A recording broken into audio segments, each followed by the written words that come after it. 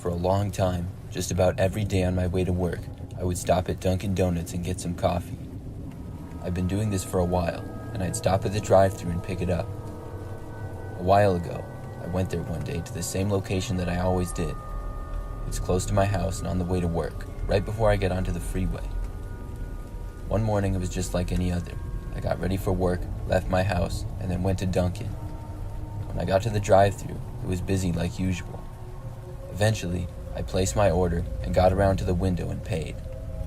When I was there, they told me to pull around and park in the parking lot, and they would bring my drink out to me shortly. This was strange. I had never had to do this before, especially because I just got one drink and not a huge order. I drove and found an open parking space in the front of the building. I was thinking maybe they ran out of one of the ingredients in my drink and had to get more or something like that. I waited for a few minutes and was just browsing my phone. Then finally, I saw somebody approach my driver's window. They weren't carrying a coffee, though. I rolled down my window to them. It was a guy with long hair and a black shirt. I thought he worked at Dunkin' at first because of his shirt, and he also had a Dunkin' hat on, but the man just stood there and stared at me. I rolled down my window and asked him what was going on. The man stood there staring at me for a moment, then said in a loud voice to get out of the car. My instincts were telling me to leave, so I backed out. The man just stared at me as I did and watched me leave. I drove away and went to work without getting coffee. The next day, I saw that the Dunkin' location was closed, and when I looked online, it said temporarily closed, but I couldn't find any information as to why. After that, I started going to another place for coffee in the morning instead.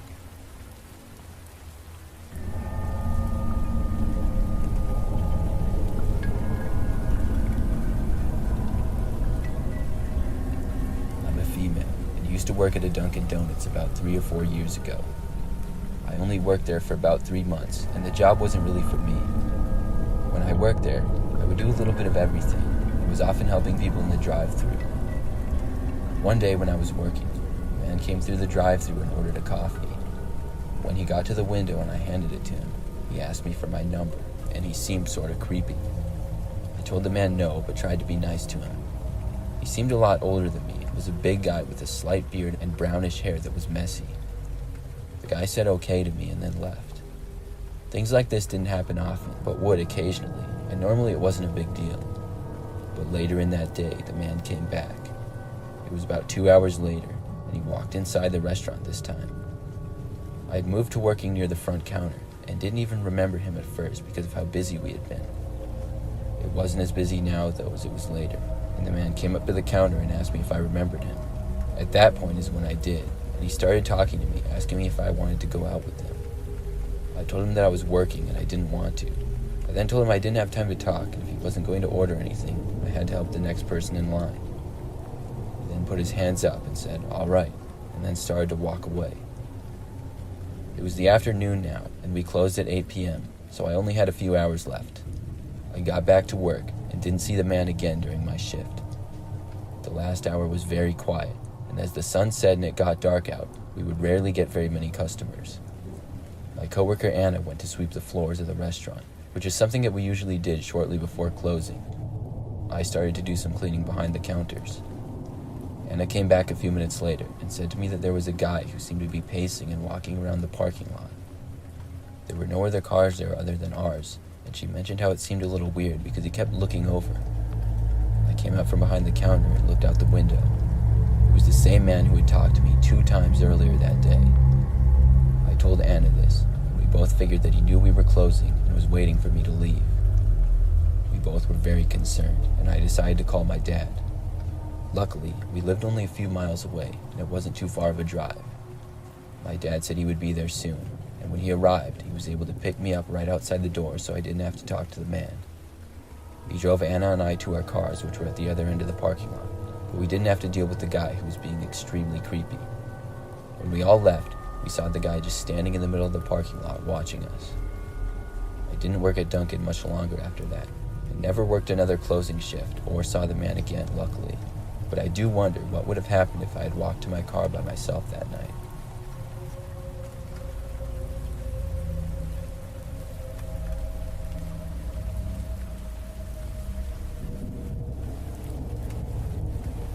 About 5 years ago, I finally went to Dunkin' Donuts for my first time ever. I'd been meaning to go there for years, and always known it was popular, but I never got around to it until then. I went to one on the other side of town and walked inside. It was the morning, and I could see that it was really busy because there was a lot of people in line. I got to the back of the line and waited. The line slowly moved forward, and I noticed that a man got in line behind me. The man was standing uncomfortably close to me, and I turned around to see that it was a really tall guy with sunglasses on and a black coat. It was awkward, because when the line would move up, I would move farther away from him, and then he would keep getting closer. He always stood a really close distance from me. Finally, when it was my turn to order, I got a couple of donuts to try them and see how they were. After I ordered it, it was the weird guy's turn, but I noticed that he didn't go up to the counter and order. He just stood there, and then when I left, he followed me out the door. With the sunglasses on, I couldn't really get a good look at the guy, and I didn't know what his deal was, but I walked back to my car in the parking lot and got inside. Thankfully, the guy didn't follow me, and I watched him walk to a car a few spaces away. I got out the donuts and was eating them in my car. I noticed that the guy got in the driver's seat of his car, which just looked like a regular silver car.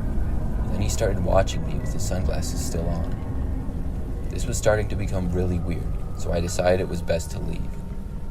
I put the second donut away, and just as I was about to back out of the parking space that I was in, I saw the silver car that the guy was in start to move.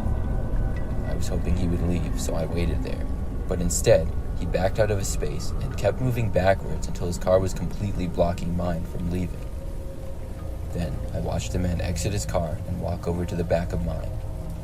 It looked like he took a photo of my license plate, and then touched the back of my car. Then he got back inside of his car and drove away.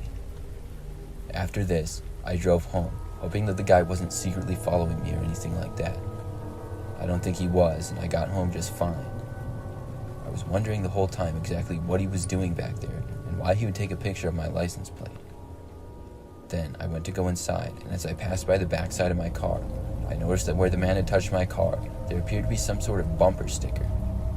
I looked at it and saw that it didn't have any writing on it. I picked it off my car because I didn't want it on there and went to throw it away. Then I saw that on the other side it said, "I'm watching you." It looked like it had been written in Sharpie. I threw it in the garbage and went inside. After that, I never saw the guy again, but I wonder sometimes if he was actually stalking me or if he got me confused with somebody else.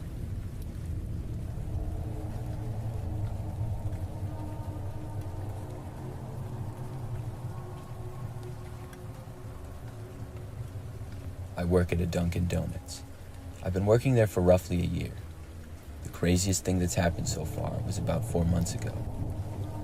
I typically work opening shifts. We open at 6 a.m., so I get there long before that and help with getting things ready before we open. We make donuts and do more preparing and things like that. One morning, I was the first one to arrive. There's usually a few of us working, and when I got inside, I turned on a light in the back. I began to get a few things ready and wait for some of my coworkers to show up and help. I then heard a noise come from the back area where there were a bunch of boxes and things like that. I guessed I wasn't alone, and one of my coworkers was there after all. I called out "hey," but didn't get a response. I sat there in silence for a few minutes. Then, when I finally moved again, I thought I heard another noise come from back there. That's when I decided to investigate. I walked back to the boxes, and there were a lot of them. This was in the very back area, and none of us went over here very often. I looked around, and it was mostly dark, and I didn't see anything at all. Then, I thought I heard a very small noise. I walked farther back and looked behind one of the larger boxes. That's when I saw a man crouched behind it looking at me. This was probably the last thing that I was expecting to see, and I jumped back in shock. He didn't work there, and I had no idea who he was. I started walking back quickly when I heard him start to get up, and I started running at that point. I then heard the man let out a loud yell, almost a scream. He wasn't saying anything, but just screaming, basically. I ran to the bathroom and locked myself inside. Thankfully, it was a whole room for the bathroom and not just some stalls, so the man couldn't get inside. The man tried opening the door, but couldn't get in. I then heard him walk away. I got out my phone and started to call the police, but just then, I heard the front door open and a woman scream. This was my coworker Sydney, who was arriving to work. I opened the bathroom door up and saw the man running from in front of the counter to behind it. Then I saw Sydney standing in the entrance of the doorway. She then turned and ran back outside into the parking lot. I used this opportunity to run to the door and leave the building as well. The man was somewhere in the back again, and Sydney and I called the police and waited in our cars for them to arrive. When they did, they were able to go inside and get the man. I don't know how he got inside, but I guess he must have found his way in the previous night and hid when we closed.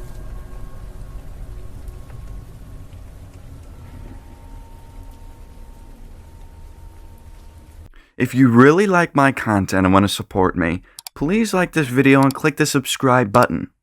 It helps me to grow my channel and is essential in reaching a wider audience. Most of you watching my videos aren't subscribed to my channel, and that's why my animations can't reach their full potential. They aren't recommended to more people who would surely love my content as much as you do. You can always unsubscribe at any moment. Thank you in advance, and enjoy the rest of the video. Several years ago, I used to live sort of near a dollar store. It was about 10 minutes away from my apartment, and slightly closer than most of the other stores in the shopping area that was nearby. I really didn't go there much, but I occasionally would to get certain products. One night, I decided to go out and get a birthday card for my sister because it was her birthday later that week. I figured the best deal would be at the dollar store, so I drove there.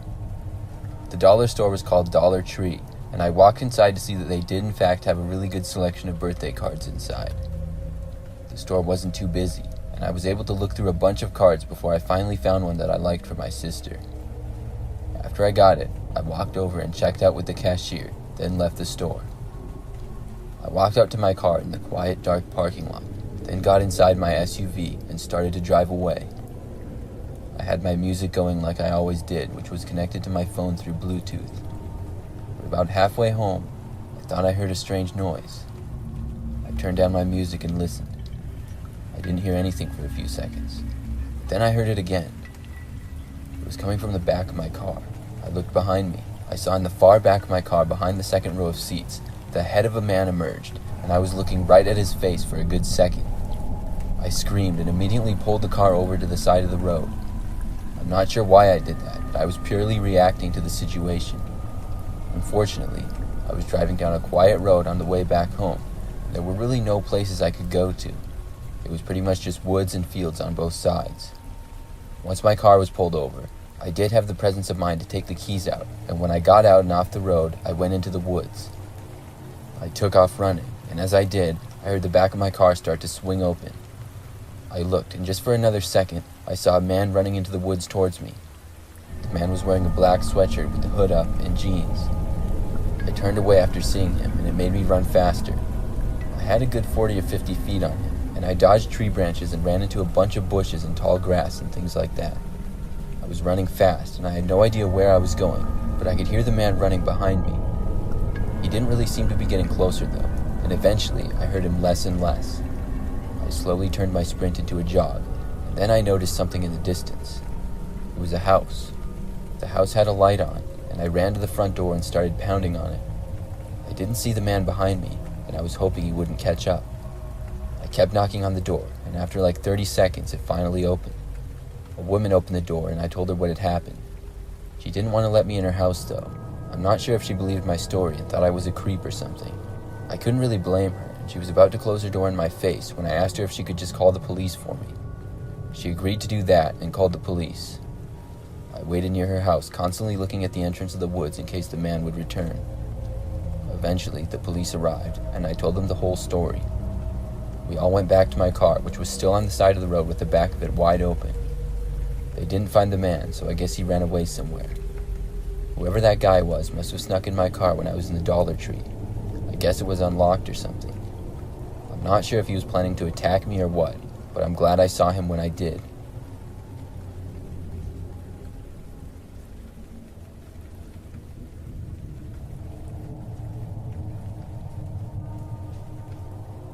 I used to work at a dollar store.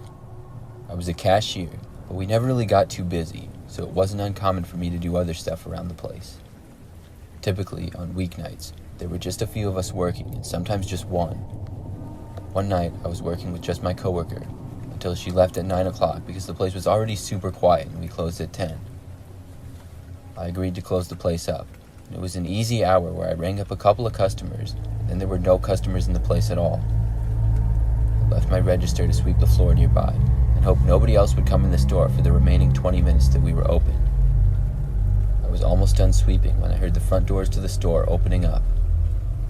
I looked and saw a man wearing a dark blue jacket and baseball cap walk inside. He immediately turned to the right and went behind an aisle out of my view. I finished up my sweeping of the floor and then walked back over to my register to be ready for when the man would check out. Time went by, and then I announced over the store speaker that we would be closing in 10 minutes. I once again repeated that when we were closing in 5. I looked around the aisles that I could see, but I didn't see the man at all. When it was 10 o'clock, I announced that we were now closed, and he had to come up to the cash register and check out. I waited a couple of minutes, but there was still nothing. I then walked over and locked the entrance door so nobody else would come inside. Then I decided to walk through the store and see where this man was. I went down the first aisle, and he wasn't there. I then went down a few more, but couldn't find him. Finally, I'd been around basically the entire store, and then realized he must have gone to the bathroom. We had our bathrooms in the back corner of the store near the employee break room, and there was a back room there as well where we had extra merchandise. I walked towards there, and as soon as I made it to the little hallway area that was back there, I saw him. It looked like he was almost hiding behind the door that led to our back room. As soon as I saw him, he darted from behind there and ran to the main area of the store. I walked out hoping to see him leave, but I didn't hear him leaving. Instead, I heard movement towards the middle of the store. Then, suddenly, I saw a man jump out from behind another aisle and throw a glass cup at me. I was able to move out of the way and dodge it just in time. I walked back around the side of the store and away from the man and made my way back to the front. I yelled that the man needed to leave now or I was calling the police. I didn't know what his problem was, but he was acting really strange. I didn't hear him leaving, though. I wasn't sure if this guy was insane or what. Then I heard a loud crash come from the area where he was. Now I knew I needed to call the police. But before I could, I heard more noises and watched the man run out of the store. After he had left, I wanted to run over to the door and lock it. But as I was on the way there, I saw him run back inside. He ran out of my sight again. I decided it was best for my safety if I just left the store. So I ran outside, then called the police. I waited inside my car, and eventually they arrived. The police came, and the police went inside the store and were able to get the man. When I went back inside, I saw all the damage that he caused. He made quite a mess, and I stayed late to clean it up. I was just happy everyone was okay. I think the guy was on drugs, or else he was just insane.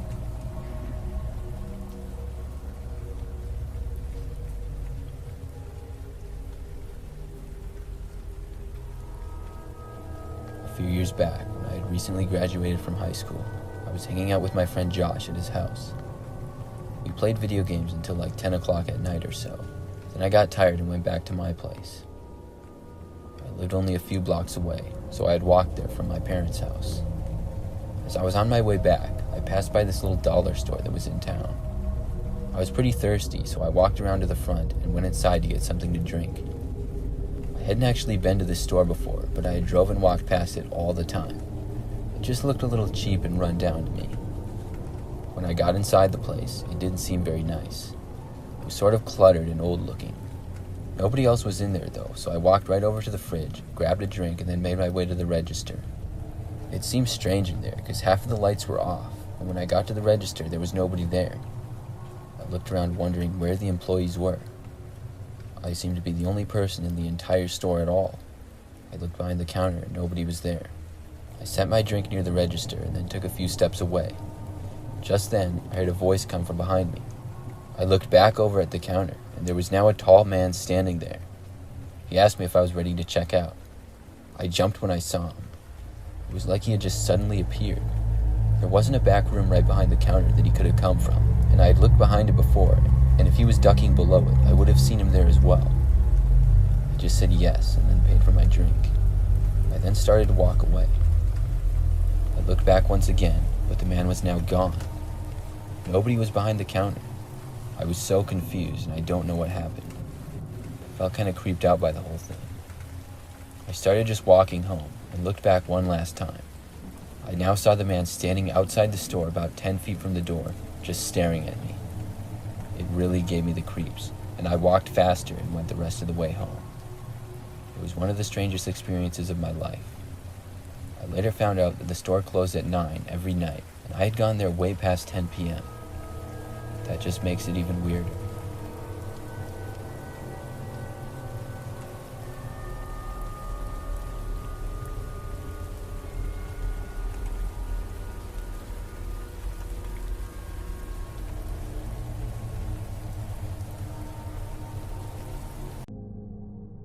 My daughter asked me if I wanted to share one or two personal experiences I've had as a police officer.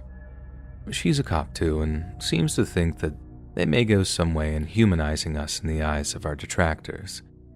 I have my doubts, but it's important to her, so I agreed to do it. So you may understand my way of seeing things. I'll give you a bit of background before I retired. I grew up middle class in the Midwest of America. After a few years of college, I quit and joined the Army. Soon after I enlisted, Iraq invaded Kuwait and we were sent to drive them out. I didn't see much combat, thank God. After my enlistment ended, I got out and enrolled in the police training program. I graduated that and became a street cop. The majority of my career was spent on the streets until I retired a couple of years ago. These days, I earn my daily bread as a gunsmith, and that's about the lot of it. The story I'm telling today started not long after I got my first assignment. I answered a call at a supermarket. The female manager met me at the front doors and informed me that a man was bothering customers. I walked around the store until I came across a disheveled middle-aged man. He was talking to a pair of teenage girls. They were visibly distressed, so I approached and told the girls that they could leave. Without blinking, the male turned to me and continued his conversation. He wasn't aggressive or loud, but you could tell from his body language and behavior that he clearly had some sort of mental illness. I asked him some questions and he answered politely. I mentioned that some people had complained about him. His only reply was, "Okay." He apparently lived nearby with his sister. Unsure of what to do, I thought for a minute and suggested that he may want to return home in case she was looking for him. This tact seemed to have worked, as he said okay again and headed toward the front. I followed him alongside, continuing to make small talk. Everything was going well until he noticed the manager standing nearby and unexpectedly blew up on her. I approached him and inquired what was wrong. He pointed at her and said she was a bad person, a mean person, he yelled. I suggested that he'd be happier if he left the store where she couldn't bother him, and he agreed. We stood out front and talked a few more minutes until he said that he had to leave. I said goodbye and watched him walk off until he disappeared behind a gas station. I re-entered the store and spoke to the manager one final time. I explained the situation and she looked to be relieved. And with all parties satisfied, I headed back to my cruiser to finish my shift and do a bit of write-ups. I assumed the problem had been resolved and put the call out of my mind. A few weeks went by and I got another call to the market. It was a near carbon copy of the first. On this occasion, I came across Barry. I forgot to mention his name earlier in the story, as he had a young man cornered near the pharmacy. I believed he was talking about Henry kissing her when I walked up. It was really weird. The poor kid had no clue what he was talking about. As before, I interjected so the kid could escape. I took advantage of our prior meeting and again convinced Barry that he may be needed at home. He agreed, and this time I figured I could just let him walk out unaccompanied. And this was a rookie mistake. A minute hadn't passed and I heard him yelling at somebody. I figured it was the manager, and I was right. I stepped between them and Barry soon lost interest. No further talk was needed to get him to leave after that. I was beginning to wonder why he hated this woman so much when he was so friendly to complete strangers. I asked if he and her had any previous history, but she couldn't remember ever seeing him until recently. And I'll never claim to know what's going on in the head of a crazy person. Maybe he just hated her face. Who knows? Over the next several months, Barry became a regular source of problems not only for the store, but for me. At least twice a week, I would get called about him. Not always from the store, but It was the store from where the friction occurred and made my job that much harder. I became so desperate to solve this problem, I met with his sister. I'd hoped that between the two of us, we'd be able to find a solution. Unfortunately, she had a load of problems of her own. She was clearly battling some painful and degenerative disease. She was in no state to be dealing with her brother. I left their house feeling disappointed and honestly even more hopeless. Not long after that visit, something changed in Barry. His aggressive attitude toward the manager escalated drastically. On one call to the store, I was met outside by the woman in question, and she was a mess. Barry had approached her out of nowhere and started cursing and even threatening to kill her. He'd already left the store before I arrived, so I didn't get to talk to him. This incident made me even more determined to solve the problem peacefully once and for all. Something told me bad things were ahead. After several meetings with his caseworker, we came to the consensus that Barry may need to be institutionalized, at least temporarily. We were actually waiting for all the specifics to be resolved when he took his vendetta all the way to the end. If I recall right, it had been around a week since I'd had any Barry-related calls. The opportunity to experience new and varied crimes were a welcome change. I was nearing the end of my shift one night when I heard the all-too-familiar address come across the radio. But this time something was very different. There had been reports of gunshots from a few homeowners nearby, but there had also been a call from a female stating that she had been attacked outside the store and was forced to shoot the assailant. I took the call and hurried to the scene. When my backup and I arrived, I could see the manager sitting on the curb alongside a male I didn't recognize. The manager was bawling her eyes out. The man appeared to be attempting to comfort her. A piece of fabric was wrapped around the man's forearm. It looked to be lightly stained with a red substance, probably blood. What I saw next made my heart sink. Illuminated in my headlights before me lay the body of a male, and that male was Barry. We exited our cruisers and began our work. According to the manager, she and her fellow employee had stayed over after the store closed to do the usual paperwork. The gentleman was walking her to her car when Barry appeared from the bushes and began ranting at her as usual. Only this time, he was waving a knife around. The male employee tried to de-escalate the encounter only to get a slash across his arm for his trouble, and this is when the female manager drew her gun from her purse and fired on Barry 6 times. He had unfortunately passed before we arrived. In her statement, she said after he began threatening her, she bought a pistol and took a self-defense class. And I really don't blame her. Barry's behavior was becoming very menacing near the end. It was a very sad situation all around, but she'd done everything legally and there was no grounds to prosecute. She was clearly traumatized by taking a life, as you would expect.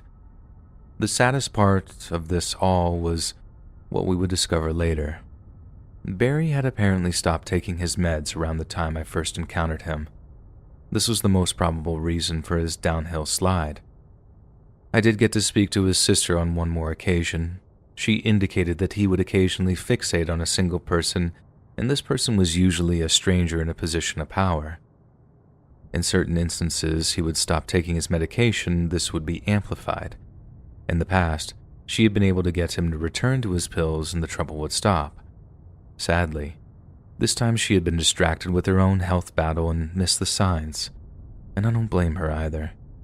The truth is, no one should be saddled with the care of someone like Barry. In this case, it truly does take a village. Out of all the things I saw and dealt with in my career, what occurred in those few months involving Barry have stuck with me ever since. The way in which I interacted with suspects, how I handled unknown situations, all of it grew out of how things played out in his case. His death made me a better cop, believe it or not. I realize that may sound odd, but I assure you it's true. I was determined to avoid similar results in the future.